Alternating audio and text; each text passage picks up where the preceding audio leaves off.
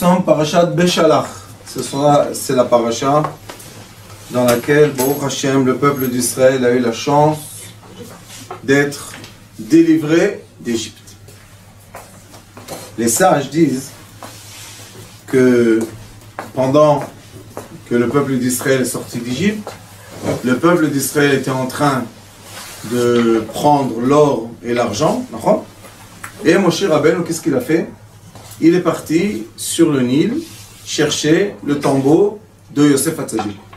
Comme Yosef leur a dit, je vous fais jurer que vous allez, vous allez prendre mon cercueil avec vous là-bas. Et après, on a dit que Yosef Hatzadik c'est l'ange. On a Ish. Le Ish Yosef, c'est l'ange. Alors regardez qu'est-ce qu'il y a écrit. Ve'idou Mitzrayim, ki ani Hashem be'kavdi be'faro be'richbo parashav. Mitzrayim, l'Égypte va savoir que c'est moi, Kadosh Baruch Hu, qui a endurci leur cœur, et pas seulement le cœur de Pharaon, le cœur aussi des soldats qui sont venus poursuivre Israël. Vaïssa malach Elohim, il dit, Aolech lifnei machane Israël. Il y a un ange qui est parti avant le peuple d'Israël. Il dit ici, Vaïssa malach Elohim,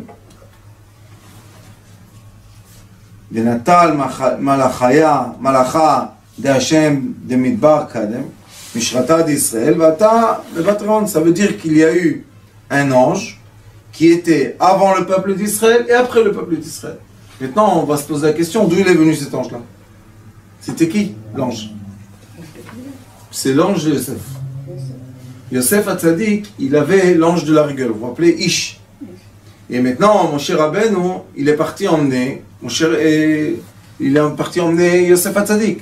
Et ils n'avaient pas encore l'arc de la Torah. Quand ils avaient la Torah, il y avait le tombeau de Yosef et la Torah qui allaient devant le peuple d'Israël. Et c'est eux, pendant le désert, qui a ajusté les montagnes, les vallées. Tout se mettait tout droit pour que le peuple d'Israël passe avec l'arc de la Torah. Mais maintenant, ils sont en train de sortir d'Égypte. Donc, d'où il vient un ange? C'est pas qu'on a entendu avant, il y a ici un ange quelque part qui est écrit Malach Hashem, Malach Hashem. Non. Et en plus, forte raison, il est écrit Ani velo Malach. Dieu dit, moi et pas un ange qui va vous délivrer de l'Égypte. Alors, d'où il est venu cet ange? Alors, il est écrit Vaïssa Malach Elohim. Vaïssa, il a commencé à voyager. Aolech lifnei machane Israël, celui qui était avant le camp d'Israël. Et cet ange-là, c'était le tombeau de Yosef qui allait devant Machane Israël. Il est écrit Vayar Anna Ayam Vayanos. Quand la mer a vu le tombeau de Yosef, elle s'est sauvée. Qu'est-ce qu'elle a vu? Le tombeau de Yosef? Yosef, c'est des os. Alors qu'est-ce qui reste? C'est l'ange. C'est l'ange qui est l'ange, pas gardien, c'est l'ange qui suit Yosef tout le temps. Alors il était où tout ce temps-là, l'ange? Il était avec Yosef. Ah, il restait ensemble. Il restait à côté de Yosef. C'est pour ça que Yosef... Ce qui a réveillé l'ange, c'est le Shem Améphorach? Oui. Quand il était Moshe, il est parti au Nil, il a dit le Shem Forage. C'est que le Shem Améphorach, c'est quoi? C'est un des noms sacrés de Dieu. Le cercueil, il est monté en haut. Mais le cercueil, qui l'a levé dans l'eau? Il y a un ange. Ça veut dire que l'ange des tzadikim, l'ange des enfants de Yosef, l'ange des enfants indigo, lui, même si la personne est morte, lui, il ne disparaît pas. Il reste tout le temps avec eux. Et c'est pour ça qu'il est écrit qu'il y a une expression qu'on dit en Kabbalah, ça s'appelle Havla de Garme. C'est la buée ou la vapeur qu'il y a au-delà des os. Et quand une personne, malgré qu'elle est décédée, il y a les os dans le cercueil, et ces os-là, ils ont une chaleur. Okay? C'est quoi cette chaleur? La chaleur, c'est, on dit la vitalité, et aussi on dit l'ange. Et c'est pour ça que quand on parle et on dit les mots d'un tzaddik qui n'est plus sur terre, on dit que ce tzaddik-là, malgré qu'il n'est plus sur terre, ses lèvres parlent encore sur terre. Alors comment c'est possible? Il n'est plus sur terre. Qui parle? C'est l'ange. Nous avons chacun un ange, et nous avons chacun 4 anges autour de nous, un en haut et en haut. Et là on dit, Vaïssa malach Elohim olech lifnei machane Israël, vaïlech macharehem, Vaïssa amud anan mipnehem, vaïamod macharehem. Ça veut dire que cet ange-là, il y avait l'ange et il y avait amud anan. Ce sont 2 choses différentes. Et le amud anan, c'était comme une boîte, c'était comme dans un nuage. Vous savez, ceux qui montent dans la montagne maintenant quand il fait froid, on rentre vraiment dans un nuage. Ils étaient dans un nuage comme ça, protégés. Vayavo ben machane Mitzrayim ou ben machane Israël. Maintenant on voit que toute la défense que le peuple d'Israël a eue pendant qu'ils sont sortis d'Égypte et pendant les 40 ans, jusqu'à quand ils rentrent en terre d'Israël, c'était une défense qui n'était pas humaine. Ce n'était pas des forces de l'être humain, c'était des forces des anges. Quels anges? C'était les anges des patriarches. C'est les anges des tribus, c'est les anges des grands tzadikim. Et les anges, ils restent à protéger leurs enfants. C'est comme ça qu'on dit des fois que le tzadik, il est parti, mais son mérite peut protéger ses enfants, ses petits-enfants, ses arrière-petits-enfants. C'est quoi le mérite? Le mérite, c'est la façon dans laquelle on est attaché à un ange, à un tzadik. Et cet ange-là, lui, il ne peut pas mourir. Pourquoi il ne peut pas mourir? Parce qu'il n'a pas un corps. Seulement quand on a un corps physique, on peut dire la mort et la vie. Mais eux, c'est l'éternel, c'est la vie éternelle. Nous aussi, on a une partie de nous qui est la neshama, qui est éternelle. Et en invoquant, est-ce qu'on peut éveiller encore? En invoquant ce tzaddik, est-ce qu'on peut éveiller encore plus? C'est ce qu'il est écrit, le Hari HaKadosh dit que quand on vient sur la tombe d'un tzaddik et on rappelle son nom ou on dit des paroles qu'il a dit, ou bien il y a des yichudim qu'on doit faire, des noms sacrés qu'on doit penser. Quand on le fait, l'âme du tzaddik apparaît. Quelle partie de l'âme? La partie la plus basse, c'est la vitalité de l'âme. C'est ce qu'on utilise, la nefesh. La nefesh, elle vient. Et si on dit les paroles que le tzaddik aime, maintenant le tzaddik lui-même va parler dans son cercueil. C'est pour ça que quand on va se pèleriner, c'est sûr que quand on dit les teilim ou on dit des bonnes paroles, c'est sûr que maintenant le tzaddik même, c'est lui qui parle. Vayi anan ve'achoshech ve'yaer et alayla ve'lo karav ze el ze kol alayla. Il dit, et maintenant il y avait le anan, c'est le nuage, ve'achoshech, et l'obscurité, Vayaer et alayla. Comment c'est possible? Yaer, c'est or, lo im alef.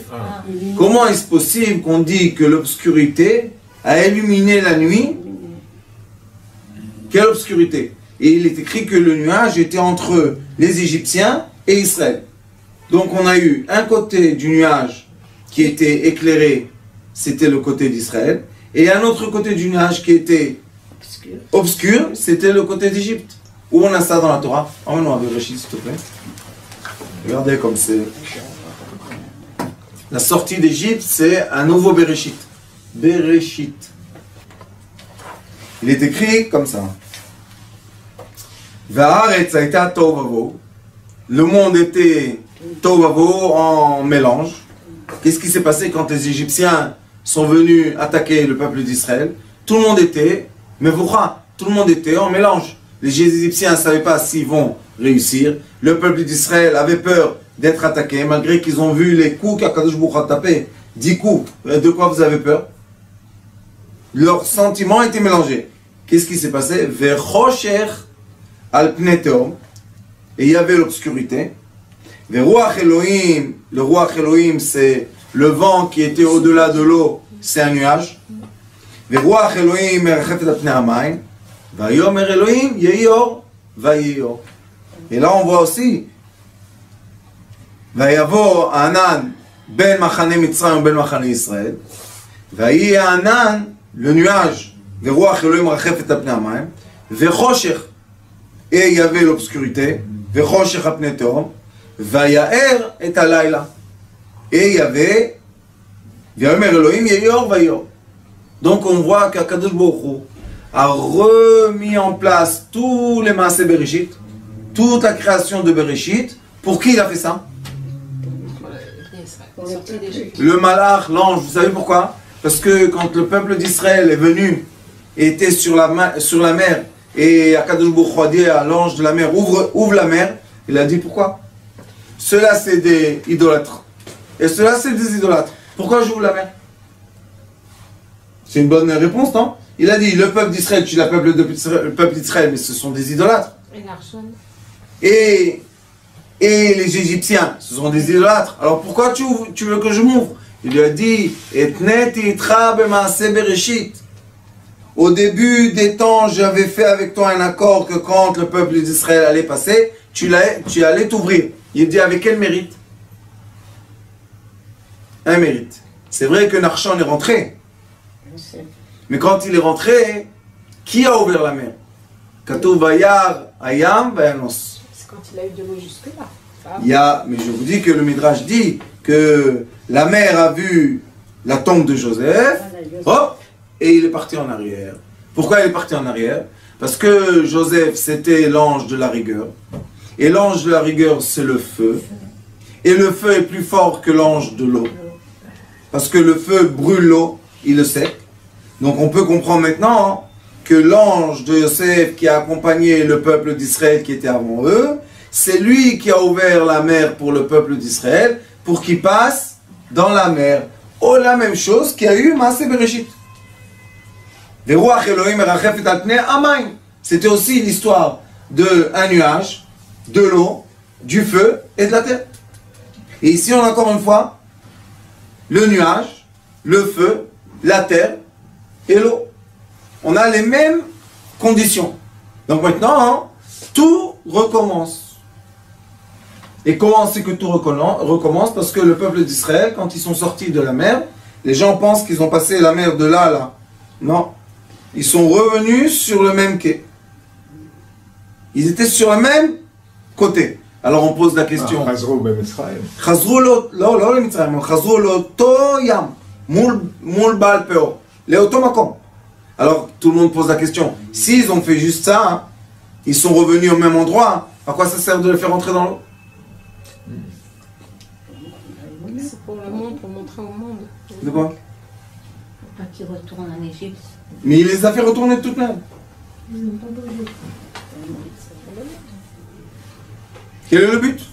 Si tu veux me faire passer la mer, il n'y a pas de problème. On passe d'un côté à l'autre et on rentre en terre d'Israël, non?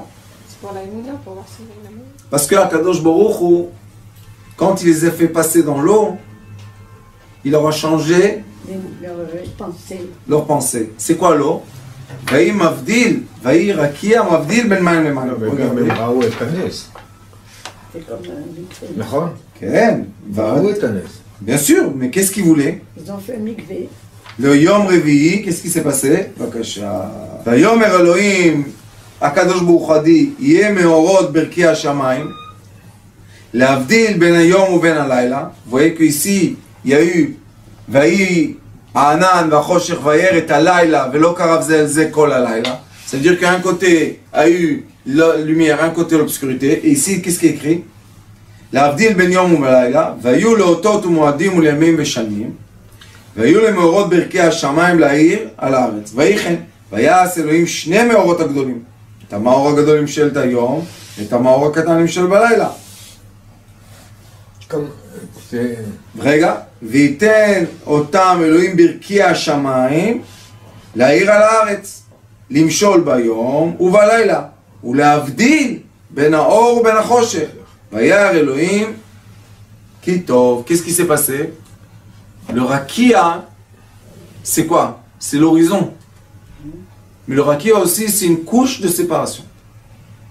Dans la couche de séparation, il y a la lumière extérieure et la lumière intérieure. Et la couche de séparation. Et qu'est-ce qui s'est passé avec le peuple d'Israël? Ils sont passés dans la couche de séparation. Ils sont rentrés dans l'eau. mais ils sont revenus sur le même quai. Est-ce qu'ils sont revenus les mêmes ou pas? Non. Pourquoi? Parce qu'ils ont changé de conscience. Pourquoi ils ont changé de conscience? Parce qu'ils ont vu sur la mer les miracles qu'il y a eu magnifiques. Mais le changement de conscience veut dire qu'ils ont passé d'étape. Ce ne sont plus les mêmes. Et depuis qu'ils sont venus sur le quai, ils avaient 49 jours pour recevoir la Torah. Donc dans notre vie personnelle. Ils sont redevenus les mêmes après. Quand? De quoi? Du Nachash?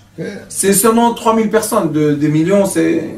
Mais ce qu'on veut expliquer maintenant, c'est qu'une personne, quand elle passe des choses dans sa vie, elle ne doit pas penser que avoir des épreuves, ça veut dire que maintenant, si j'ai passé l'épreuve, je vais changer ma femme, ma maison, mes enfants, mon travail, mes habits, mon costume. Non.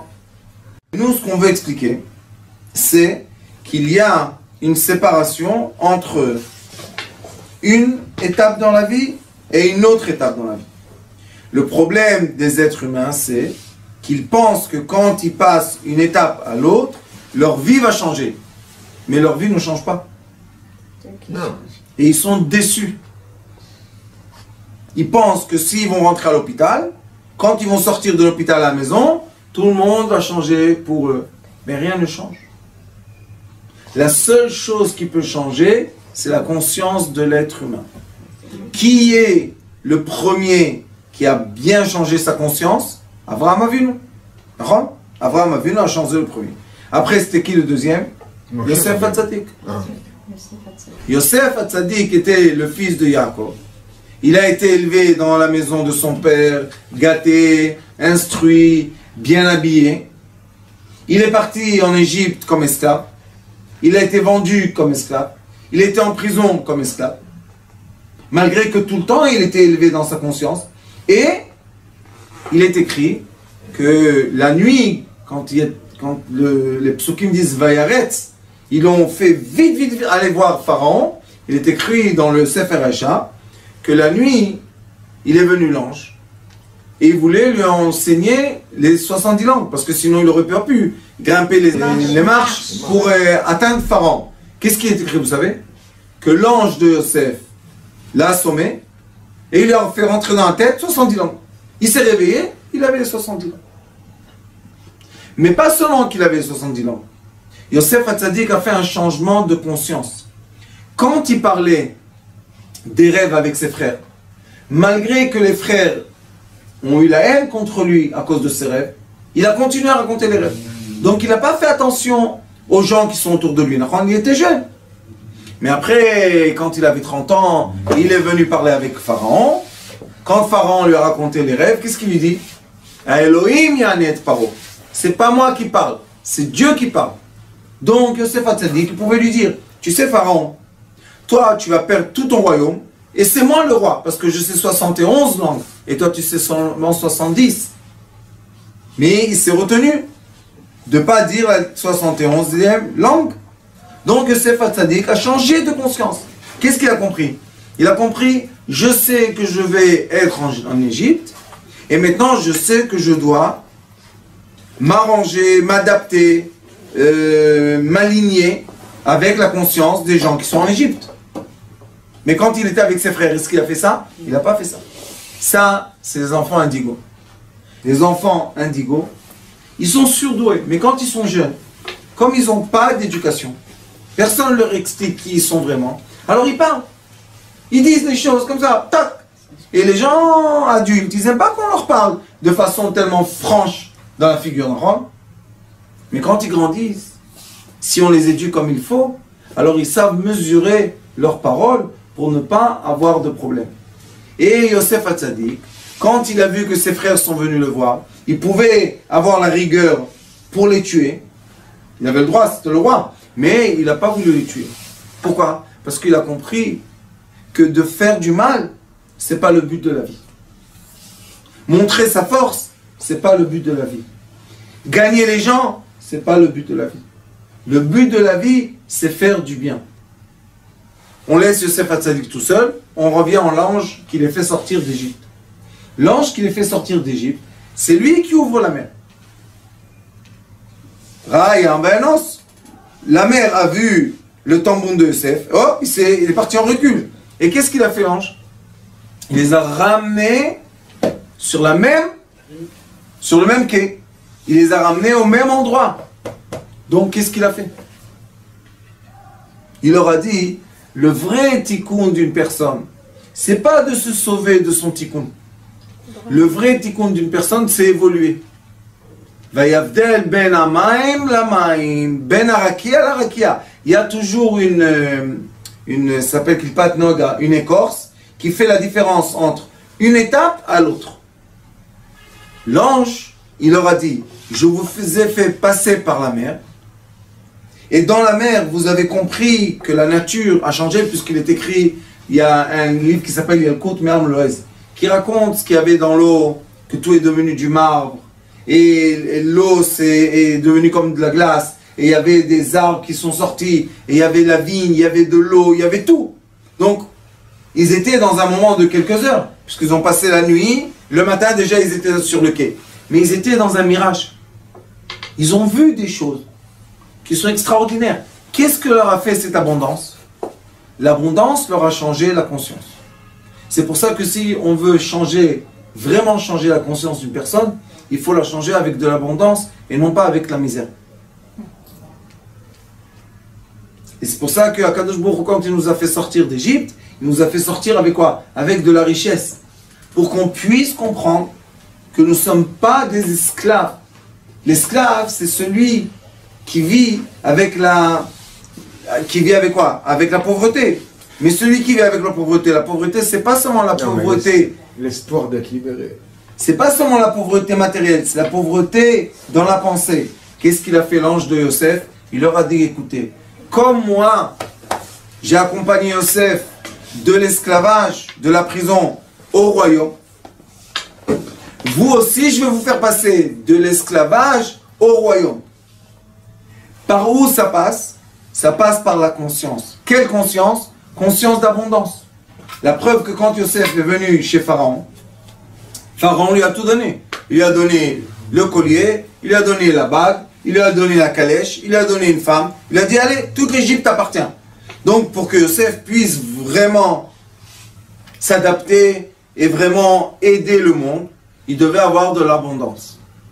Aujourd'hui, j'ai un couple de parents qui est venu me voir avec un enfant indigo, 5 ans. Tous les traits. Quand j'ai commencé à nommer les traits au père, il m'a dit, dis-moi, d'où tu sais tout ça?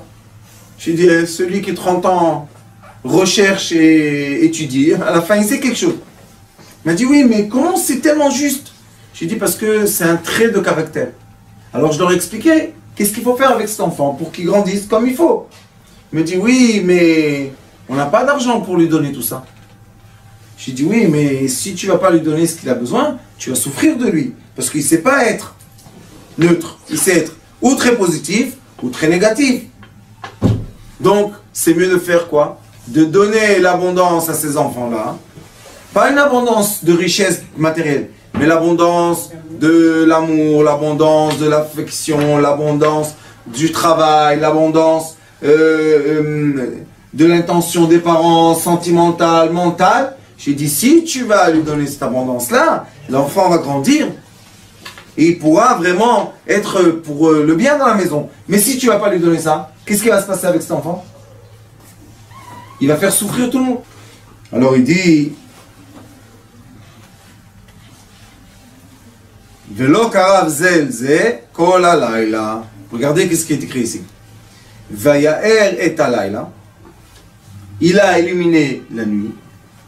Velo karav ze el ze. Vous voyez qu'il y a les mots similaires. Kol halayla.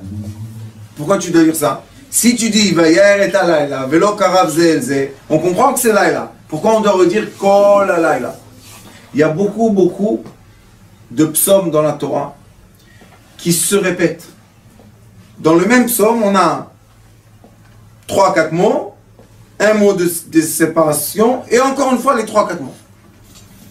Ça, c'est une étude, c'est un des grands secrets qui s'appelle, dans le Zohar Kadosh, et il emmène Beidrazuta, il emmène un livre qui s'appelle Sifra de Tzniuta, et là-bas ils expliquent pourquoi des fois la Torah dit Avraham, Avraham, Moshe, Moshe, Shmuel, Shmuel. Pourquoi Noach, Noach? Pourquoi 2 fois? Puisque la Torah elle est très avare en lettres. Chaque lettre veut dire un monde entier. Et vous voyez qu'ici on a un passouk entier. Laïla, Laïla. Zé, Zé. Qu'est-ce qu'il y a? Comme dans la Haggadah de Pesach, on a Laïla, Zé. Ha Laïla, c'est Hey, Lamed, Yud, Lamed, Hey. C'est quoi Laïla? Ha Laïla, ça fait les chiffres, ça fait 5 et 30, 35 et 10, 45. 45 c'est Adam, homme. Et après il est écrit Yud, 10, 30, Lamed et Hey. Encore une fois homme.